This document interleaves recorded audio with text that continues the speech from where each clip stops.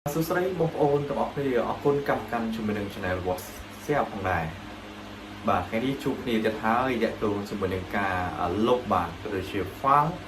ឥតបានការដែលមានន័យថាគឺអត់ប្រយោជន៍គឺយើងលុបចោលនៅក្នុងកុំព្យូទ័រក៏ដូចជានៅលើ desktop របស់បងប្អូនផងដែរបាទអញ្ចឹងបងប្អូនធ្លាប់បានធ្វើការលុបបាទជាមួយនឹង file មួយចំនួនដែលយើងមិនបានប្រើប្រាស់ហើយវា storage នៅលើបាទកុំព្យូទ័រ laptop ឬជា desktop របស់បងប្អូននោះបាទអញ្ចឹងមិនខាតពេលយូរយើងទៅទស្សនាទាំងអស់គ្នាតោះបាទសម្រាប់បងប្អូនចង់ឲ្យកុំព្យូទ័របងប្អូនក៏ដូចជា laptop និង desktop ដើរលឿននោះបាទយើងទៅទស្សនាទាំងអស់គ្នាបាទជាពិសេសបងប្អូនដែលមិនទាន់ធ្វើការ follow ក៏ដូចជា subscribe បាទសូមធ្វើការចុច subscribe ដើម្បីទទួលបាននៅចំណេះដឹងពី channel របស់ខ្ញុំបាទផងដែរបាទអរគុណបាទអញ្ចឹងទី1គឺបងប្អូនចូលទៅកាន់Try C បាទយើងអាច start Windows E មកបាទចឹងនេះគឺជា Windows Try C របស់យើងបាទអញ្ចឹងបងប្អូនដែលមាន Try C បងប្អូនធ្វើការ click លើវាហើយម៉ៅស្ដាំបាទយកពាក្យ Property បាទបន្ទាប់ហើយយើងយកពាក្យ Property ហើយបងប្អូនឃើញបាននៅទម្រង់ផ្ទាំង Windows 10បងប្អូនចូលទៅកាន់កន្លែងនេះបាទអញ្ចឹងនេះគឺ clean up បាទមានន័យថាយើងលុប file ដែលអត់ប្រយោជន៍នៅក្នុង Try C របស់យើង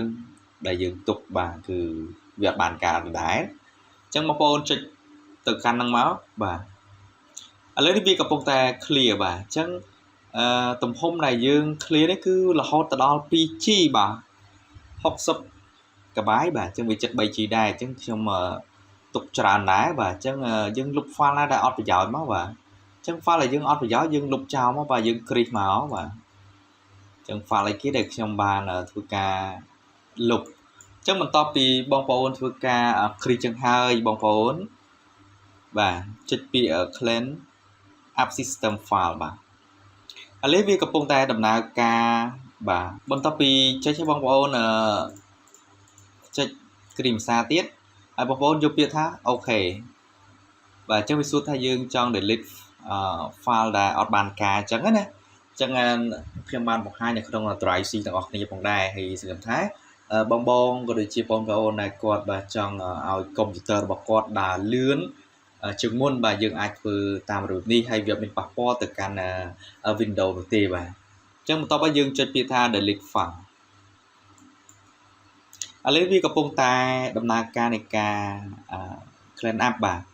នៅ file ដែលអត់បានការអញ្ចឹងធ្វើឲ្យកុំព្យូទ័ររបស់យើងគឺវាដើររៀងលឿនជាងមុនផងដែរ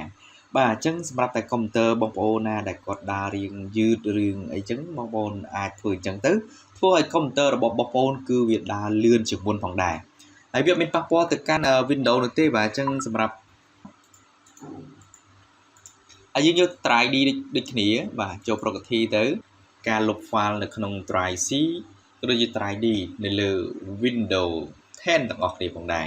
បើសិនជាពេញចិត្តជាមួយនឹងវីដេអូ Would Share ណាគុំមេត្តាបាទ Share Like និង Comment ដើម្បីទទួលបាននៅចំណេះដឹងខ្លីៗពី Channel របស់ខ្ញុំបាទផងដែរអរគុណជួបគ្នានៅវីដេអូក្រោយ